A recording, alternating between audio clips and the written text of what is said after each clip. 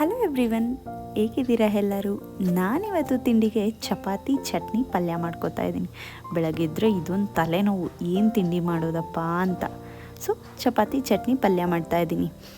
And ಎಲ್ರಿಗೂ ನಾನು surprise ಕೊಟ್ಟರೆ ಇವತ್ತು ನಮ್ಮಮ್ಮ ನನಗೇ ಸರ್ಪ್ರೈಸ್ ಕೊಟ್ಟರು.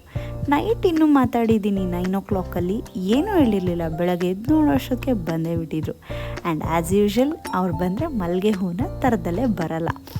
ಆ್ಯಂಡ್ ಅಮ್ಮ ಬಂದರೆ ನನಗೆ ಆಲ್ಮೋಸ್ಟ್ ಮಿಂಟುದು ಒಂದು 60-70% ಕೆಲಸ ತಪ್ಪುತ್ತೆ. ಯಾಕಂದರೆ ಅವರೇ ನೋಡ್ಕೋತಾರೆ. ಬೆಣ್ಣೆ ಸಹ ಕಾಯಿಸೋದಿತ್ತು, ಅದನ್ನು ಸಹ ಕಾಯಿಸಿ. ಇನ್ನು ಅಮ್ಮ ಅವರು ನಾನ್ ವೆಜ್ ತಿನ್ನಲ್ಲ, ಏನೋ ಪೂಜೆ ಮಾಡಿಸಿದ್ರು ಅಂತ. ಹಾಗಾಗಿ ನಾನಿಲ್ಲಿ ರಸಮ್ ಮಾಡ್ಕೋತಾ ಇದ್ದೀನಿ. ರಸಮ್ ಎಲ್ಲರೂ ಮಾಡೋ ಥರನೇ ನಾನು ಮಾಡ್ತೀನಿ. ಸೊ ಹಾಗಾಗಿ ಏನೂ ರೆಸಿಪಿ ಶೇರ್ ಮಾಡ್ತಿಲ್ಲ. ಇನ್ನು ಬೆಳ್ಳುಳ್ಳಿ ಎಲ್ಲ ಬಿಡಿಸ್ಕೊಡ್ತಿದ್ದಾರೆ. ಇಫ್ ಇನ್ ಕೇಸ್ ಏನಾದರೂ ಅರ್ಜೆಂಟ್ ಇದ್ದಾಗ ಬಿಡಿಸ್ಕೊಳಕ್ಕಾಗಲ್ವಲ್ಲ, ಹಾಗಾಗಿ ಬಿಡಿಸಿ ಫ್ರಿಜ್ಜಲ್ಲಿ ಇಡ್ತಿದ್ದಾರೆ. ಹಾಗೆ ಊರಿಗೆ ಹೋಗೋಣ ಅಂದ್ಕೊಂಡು ಊರಿಗೆ ಹೋಗ್ತಾ ಇದ್ದೀವಿ. ನನಗಂತೂ ಹಳ್ಳಿ ವಾತಾವರಣ ಅಂದರೆ ತುಂಬಾ ಇಷ್ಟ ಆಗುತ್ತೆ. ಗ್ರೀನ್ರಿ ನೋಡೋದಕ್ಕಂತೂ ಒಂಥರ ಖುಷಿ. ಅದರಲ್ಲೂ ಜಾಸ್ತಿ ಬಿಸಿಲು ಇರಲಿಲ್ಲ, ಒಂಥರ ತಂಪಾಗಿತ್ತು ವಾತಾವರಣ, ಮಳೆ ಬರೋ ಹಾಗಿತ್ತು. ಇನ್ನು ನನ್ನ ಮಿಂಟುಗಂತೂ ಬರ್ಡ್ಸು ಅನಿಮಲ್ಸ್ ಅಂದರೆ ಖುಷಿನೋ ಖುಷಿ. ಹೋಗಿದ್ದ ಕಡೆ ಎಲ್ಲ ನೋಡ್ತಾನೆ ಇರ್ತಾನೆ. ಹಾಗೆ ನನಗೊಂದು ಹುಚ್ಚಿದೆ. ಏನು ಹುಚ್ಚು ಅಂತೀರಾ? ಯಾರ್ದಾದ್ರೂ ಮನೆಗೆ ಹೋದರೆ ಅವ್ರ ಮನೆ ಹೇಗಿದೆ, ಮನೆ ಜನ ಹೇಗಿದ್ದಾರೆ ಅಂತ ನಾನು ನೋಡೋಲ್ಲ. ನಾನು ಫಸ್ಟ್ ನೋಡೋದೆ ಅವ್ರ ಮನೇಲಿ ಏನೇನು ಗಿಡಗಳು ಹಾಕಿದ್ದಾರೆ ಅಂತ. ಇನ್ನು ಅಲ್ಲಿಂದ ನಾವು ದೊಡ್ಡಮ್ಮ ಮನೆಗೆ ಹೋದ್ವಿ. ಫಸ್ಟ್ ಹೋಗಿದ್ದು ಅಕ್ಕ ಮನೇಲಂತೂ ಚಂದ್ರಸೀಬೆ ಮರ ಇತ್ತು, ನೀವು ನೋಡಿದ್ರಲ್ಲ ಅದೇ. ಇನ್ನು ದೊಡ್ಡಮ್ಮ ಮನೆಗೆ ಹೋದ್ವಿ. ಈ ರೋಸ್ ಗಿಡ ಅಂತೂ ಒಂದು ದಿನಕ್ಕೆ ಒಂದು 50-60 ಹೂವು ಬಿಡುತ್ತೆ. ತುಂಬಾ ಚೆನ್ನಾಗಿರುತ್ತೆ. ಆ್ಯಂಡ್ ಇನ್ನೂ ಸಾಕಷ್ಟು ಗಿಡಗಳು ಹಾಕಿದ್ದಾರೆ. ಎಳ್ಳಿಕಾಯಿ ಗಿಡ, ಮಲ್ಲಿಗೆ ಹೂವಿನ ಗಿಡ, ಮತ್ತು ತುಂಬ ನೀವಿಲ್ಲಿ ನೋಡ್ತಿರೋದು ಮಳ್ಳೆ ಹೂವು ಅನಿಸುತ್ತೆ. ಎಷ್ಟು ಹೂವು ಬಿಟ್ಟಿತ್ತು ಅಂದರೆ ಒಂಥರ ಖುಷಿ ಆಗುತ್ತೆ. ಇನ್ನು ಬದನೆಕಾಯಿ ಗಿಡ ಸಹ ಹಾಕಿದ್ರು. ಹಾಗೆ ಕರ್ಬೇವಿನ ಸೊಪ್ಪಿನ ಗಿಡ, ಸಾಕಷ್ಟು ಗಿಡ. ಮನೆ ಸುತ್ತ ಬರೀ ಗಿಡಗಳೇ ಹಾಕ್ಕೊಂಡಿದ್ದಾರೆ. ಈ ಊರಿಗೆ ಹೋಗೋದು ಅಂದರೆ ನನಗಂತೂ ಚಿಕ್ಕ ವಯಸ್ಸಲ್ಲಿ ಹೇಗಿತ್ತೋ ಎಕ್ಸೈಟ್ಮೆಂಟ್, ಇವಾಗಲೂ ಅಷ್ಟೇ ಎಕ್ಸೈಟ್ಮೆಂಟ್ ಇದೆ. ನಿಮ್ಗೇನು ಅನಿಸುತ್ತೆ? ಇನ್ನು ನನ್ನ ಕ್ಯಾರೆಕ್ಟರ್ ಹೇಗೆ ಅಂದರೆ ಸಣ್ಣ ಪುಟ್ಟದ್ದನ್ನು ತುಂಬಾ ಎಂಜಾಯ್ ಮಾಡ್ತೀನಿ. ಆವಾಗಲೇ ಲೈಫ್ ಬೋರಿಂಗ್ ಅಂತ ಅನಿಸಲ್ಲ. ಹಾಗೆ ಸಂಜೆ ಒಂದು 4 ಗಂಟೆ 4:15 ಆಗಿತ್ತು. ನನ್ನ ಹಸ್ಬೆಂಡ್ ಕೂಡ ಬಂದಿದ್ದರು. ಮಳೆ ಬರೋದಕ್ಕೂ ಸ್ಟಾರ್ಟ್ ಆಯಿತು. ನಾವಿನ್ನು ಮನೆ ಕಡೆ ಹೊರಟ್ವಿ. ನೋಡ್ತಿದ್ದಂಗೆ ಎಷ್ಟು ಜೋರು ಮಳೆ ಅಂದರೆ ಹೋಗ್ತಾ ಆ ಮೇನ್ ರೋಡಿಗೆ ರೀಚ್ ಆದ್ವಿ. ಹೈವೇಗೆ ಹೋಗ್ತಾ ರೋಡೇ ಕಾಣಿಸ್ತಿರ್ಲಿಲ್ಲ, ಅಷ್ಟು ಮಳೆ ಸ್ಟಾರ್ಟ್ ಆಗಿಬಿಡ್ತು. ಸಿಕ್ಕಾಪಟ್ಟೆ ಮಳೆ ಅಂತೂ ಬರ್ತಿತ್ತು.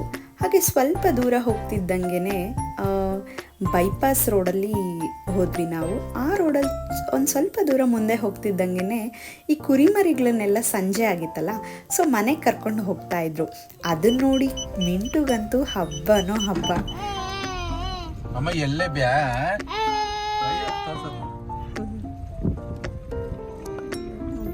ಅವ್ರು ಟಾಟಾ ಮಾಡ್ತಾ ಇದ್ದಾರೆ.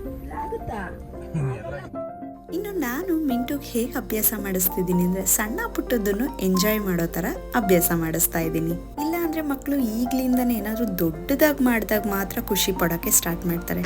ಸಣ್ಣ ಪುಟ್ಟದ್ದು ಎಂಜಾಯ್ ಮಾಡೋದು ಕಲಿಸಿದ್ರೆ ಎಲ್ಲದರಲ್ಲೂ ಖುಷಿನ ಹುಡ್ಕಕ್ಕೆ ಸ್ಟಾರ್ಟ್ ಮಾಡ್ತಾರೆ. ನಿಮ್ಗೇನು ಅನಿಸುತ್ತೆ ಇದ್ರ ಬಗ್ಗೆ?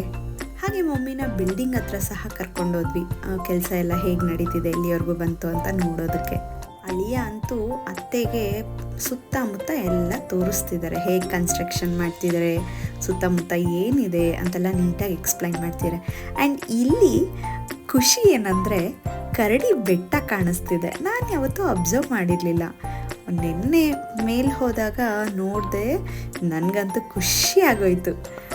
ನಿಮಗೆ ಕಾಣಿಸ್ತಿರ್ಬೋದು, ಒಂಚೂರು ಕಾಣುತ್ತೆ, ಬಟ್ ಒಂಥರ ಖುಷಿ.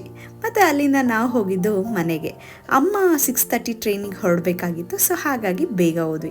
ಇನ್ನು ನಾನು ಮತ್ತು ನನ್ನ ಮೈದನ ಇಲ್ಲಿ ಎಗ್ ಬುರ್ಜಿ ಮಾಡ್ತಾಯಿದ್ದೀವಿ. ಮಳೆ ಬಂದಿತ್ತಲ್ಲ, ಸ್ವಲ್ಪ ಬಿಸಿ ಬಿಸಿ ಏನಾದರೂ ತಿನ್ನೋಣ ಅಂತ ಮಾಡ್ಕೋತಾ ಇದ್ದೀವಿ. ಇನ್ನು ಅಮ್ಮಂಗೆ ರೈಲ್ವೆ ಸ್ಟೇಷನ್ಗೆ ಬಿಡೋಕ್ಕೆ ಹೊರಟ್ವಿ. 6 o'clock ಅನಿಸುತ್ತೆ. 6 o'clock ಒಂದು ಟ್ರೈನ್ ಇತ್ತು, ಅದಕ್ಕೆ ಹೊರಟ್ರು. ಒಂದು ಕಡೆ ಮಮ್ಮಿ ಬಂದಿದ್ದು ಖುಷಿ ಆಯಿತು, ಇನ್ನೊಂದು ಕಡೆ ಬೇಗ ಹೋಗ್ತಿದ್ದಾರಲ್ಲ ಅಂತ ಬೇಜಾರು ಆಯಿತು. ಹಾಗೆ ಮಿಂಟು ಜೊತೆ ಒಂದು ಸ್ವಲ್ಪ ಹೊತ್ತು ರೈಲ್ವೆ ಸ್ಟೇಷನಲ್ಲಿ 5:30ಗೆಲ್ಲ ರೀಚ್ ಆಗಿದ್ವಿ. ಸೊ ಇನ್ನೊಂದು ಹಾಫ್ ಆನ್ ಅವರ್ ಇತ್ತು, ಹಾಗಾಗಿ ಅವನ ಜೊತೆನೂ ಒಂದು ಸ್ವಲ್ಪ ಟೈಮ್ ಸ್ಪೆಂಡ್ ಮಾಡ್ದಂಗೆ ಆಗುತ್ತೆ ಅಂತ ಸ್ವಲ್ಪ ಬೇಗ ಹೋಗಿದ್ವಿ.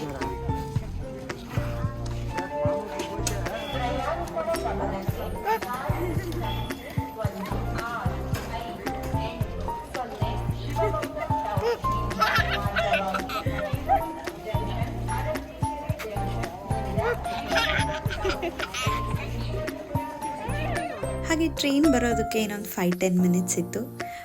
ಅಷ್ಟೊತ್ತವರೆಗೂ ಅಮ್ಮಮ್ಮನೂ ಮೊಮ್ಮಗ ಚೆನ್ನಾಗಿ ಆಟ ಆಡೋದ್ರು.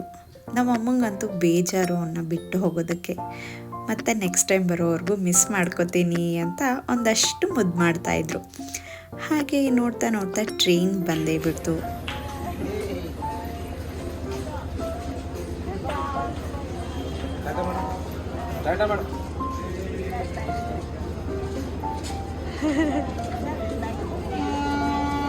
ಬಾಯ್. ಇನ್ನು ಮಮ್ಮಿನ ಕಳಿಸಿ ನಾವು ಕೂಡ ಮನೆ ಕಡೆ ಬಂದ್ವಿ. ನನಗಂತೂ ಸಿಕ್ಕಾಪಟ್ಟೆ ಟಯರ್ಡ್ ಆಗಿತ್ತು. ಹೋಲ್ ಡೇ ರೆಸ್ಟ್ಲೆಸ್ ಡೇ ಅಂತಲೇ ಹೇಳ್ಬೋದು. ಚೆನ್ನಾಗಿತ್ತು, ಒಂಥರ ಖುಷಿ ಆಯಿತು. ಮಮ್ಮಿ ಸರ್ಪ್ರೈಸಾಗಿ ಬಂದಿದ್ದಕ್ಕೂ, ಊರಿಗೆ ಹೋಗಿದ್ದಕ್ಕೂ, ಫ್ಯಾಮಿಲಿ ಜೊತೆ ಟೈಮ್ ಸ್ಪೆಂಡ್ ಮಾಡಿದ್ದಕ್ಕೂ ಎಲ್ಲದಕ್ಕೂ ಖುಷಿ ಆಯಿತು. ಹಾಗೆ ನೈಟು ಊಟ ಮುಗಿಸ್ಕೊಂಡು ನನಗೆ ದಿನ ಬ್ರಷ್ ಮಾಡೋ ಅಭ್ಯಾಸ ಇದೆ. ಬ್ರಷ್ ಮಾಡಿ ಫೇಸ್ ವಾಶ್ ಮಾಡಿಕೊಂಡು ಸ್ವಲ್ಪ ಸ್ಕಿನ್ ಕೇರ್ ಮಾಡ್ಕೊತಾ ನನ್ನ ಡೇನ ಎಂಡ್ ಮಾಡ್ತಾಯಿದ್ದೀನಿ. ಐ ಹೋಪ್ ಈ ವಿಡಿಯೋ ನಿಮ್ಗೆ ಎಲ್ರಿಗೂ ಇಷ್ಟ ಆಗುತ್ತೆ ಅಂತ. ಮತ್ತೆ ನೆಕ್ಸ್ಟ್ ವ್ಲಾಗಲ್ಲಿ ಸಿಗೋಣ. Thank you for watching.